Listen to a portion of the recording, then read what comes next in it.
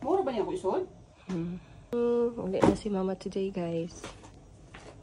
Nag-arrange kami sa baggage. Tagain ko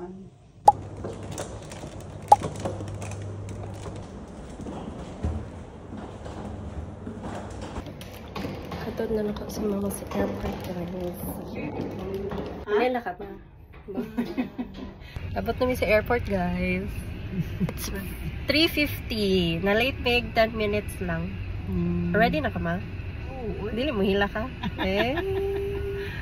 Mag VAT refund me dayon magtimbang, mag-wrap na lang niya, mag-check-in. So wish us luck na di mi ma-over baggage. Magpa VAT refund sa mi, guys, and then we're going to have it wrapped. Hey, loya na ka oy. Ako ang gihatod nag-una-una. Wala jud ko giulat.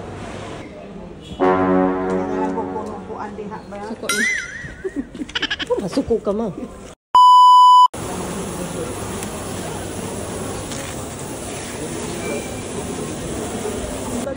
Way na siya, guys. Naglinya na siya for way. Ay, for check-in di ay.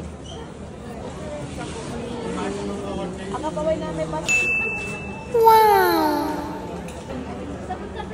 Timbang na siya, guys. Hopefully wala na over. 45 ko sa... Sige, adto na ko. Sige na ako. Pwede pag-timba yung taon diya. Kasi papel din. Wala ra. Okay rin mo baggage ma. Oo, wala na siya reklamo. Pwede kuhaan na ko. Nya, adto na ko.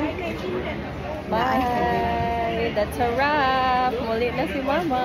Muli na ko. Magbinuutan. Ay, Simba ang taon diya. Ayaw pa kinihit. Kabuotan na ko mo. Dili man ko tihik ikaw. O, ragyod kay ka mangayo. Bye-bye! Bye! There she goes. There she goes again. Finally done with hosting duties for this leave. Nahatod na ako si ate sa airport 2 days ago, which felt like a week kaya daghan kay kahitabo. And then just na nahatod na ako si mama sa airport, which karon pauli na ko, guys. Hi. It was a chaotic and hectic 2-week vacation, pero lingaw sad siya kay syempre family. But yeah, that's a wrap. Balik trabaho na naman tayo.